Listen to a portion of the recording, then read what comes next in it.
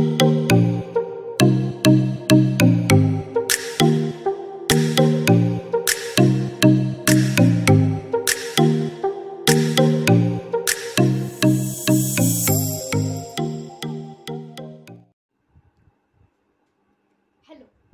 my name is Sahil.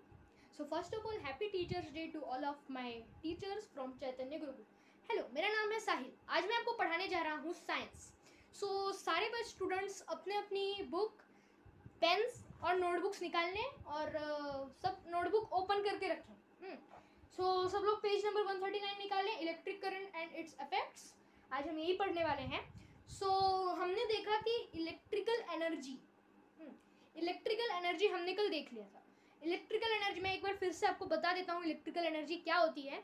Electrical energy ये होता मतलब जो इलेक्ट्रिसिटी होती है वो एक एनर्जी होती है जिसको हम कहते हैं इलेक्ट्रिकल एनर्जी या फिर इलेक्ट्रिक एनर्जी.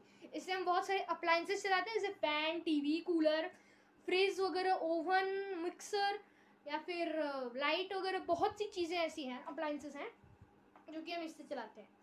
अब अगर आप समझो, अब कहीं जाते हो, किसी फ़ोन की फैक्ट्री में गए समझो, वहाँ पे ऐसे कैबिनेट्स वगैरह होते हैं, उसके ऊपर अलग अलग टाइप के सिंबल्स बने होते हैं. जैसे समझो ये फ़ोन की फैक्ट्री के अंदर ये कैबिनेट्स है.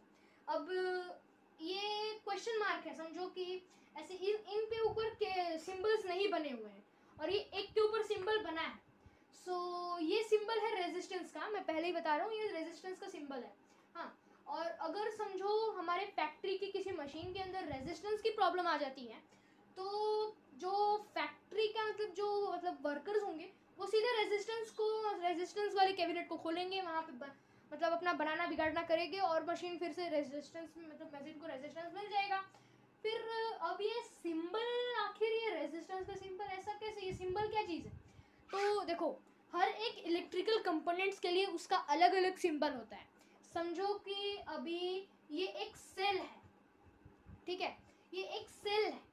और सेल, अब जैसे कि सेल क्या होता है, सेल तो है, लिखा है तो है, बट ये होता क्या है सेल? तो सेल एक ऐसी चीज़ होती है जिसके अंदर हम मतलब कम अमाउंट में इलेक्ट्रिसिटी स्टोर कर सकते हैं.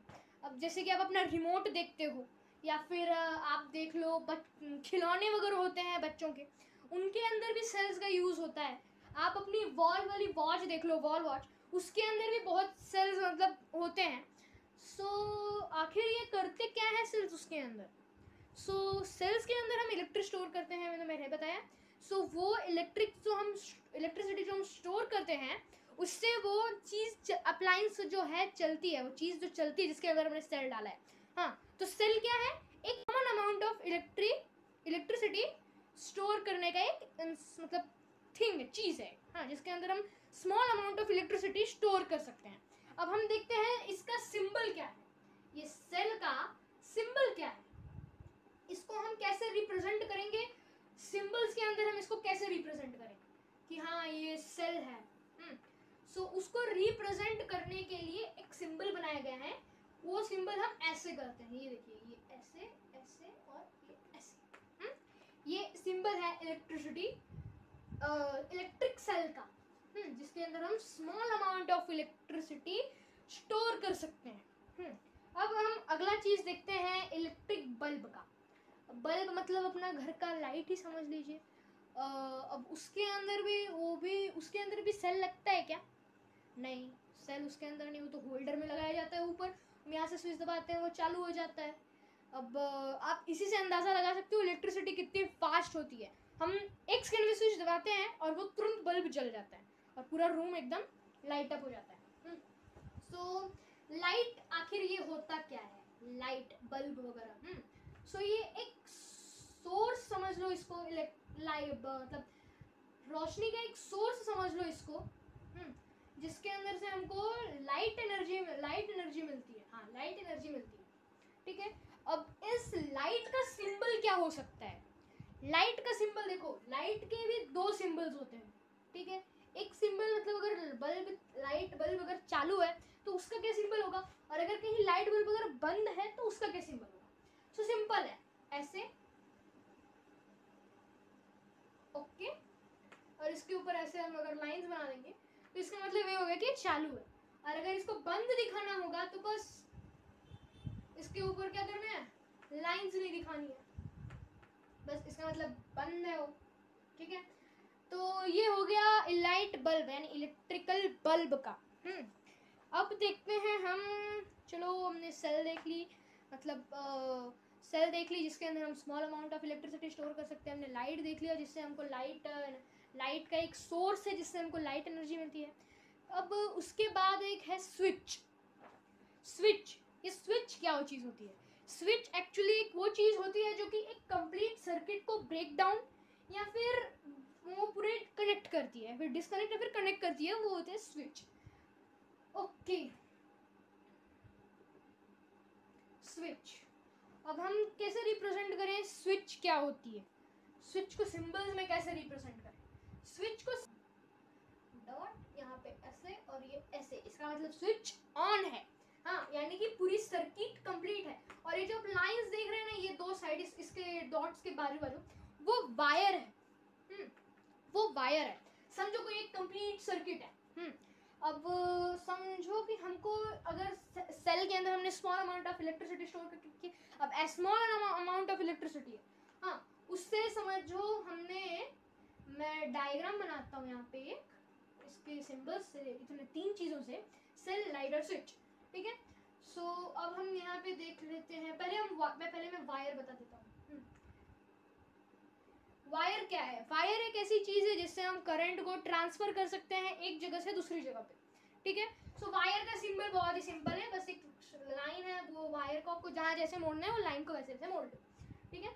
ये वायर है।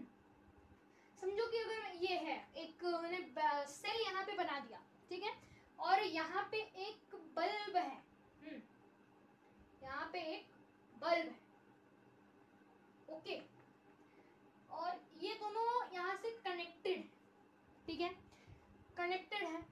अगर ये ऐसे कनेक्टेड रहेंगे, ठीक है, अगर ये ऐसे कनेक्टेड रहेंगे तो बल्ब क्या होगा? ग्लो करेगा, सिंपल है, बल्ब ग्लो करेगा, उसको एनर्जी मिल रही है, बल्ब ग्लो करेगा, एकदम सिंपल।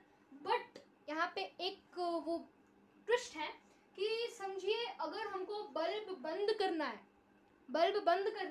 तो हम क्या करेंगे? ये एक वायर काट डालेंगे, यहाँ से कोई भी एक वायर को कट कर डालेंगे? नहीं, उसके लिए एक स्विच है। हम अगर स्विच को यहाँ लगा देंगे बीच में, तो स्विच खुद ही अपना काम कर लेगा।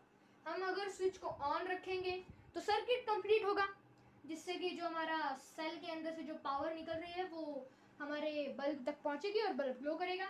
फिर उसके बाद अगर हमने अपना ऑफ कर दिया, अगर हमने स्विच ऑफ कर दिया, हाँ, सो स्विच ऑफ का साइन देखिए ऐसे होता है, ऐसे ऐसे और ये ऐसे।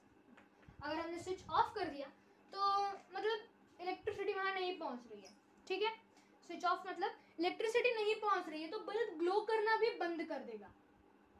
अगर वहाँ इलेक्ट्रिसिटी नहीं पहुँच रही है बल्ब तक तो बल्ब ग्लो करना बंद कर देगा, ठीक है।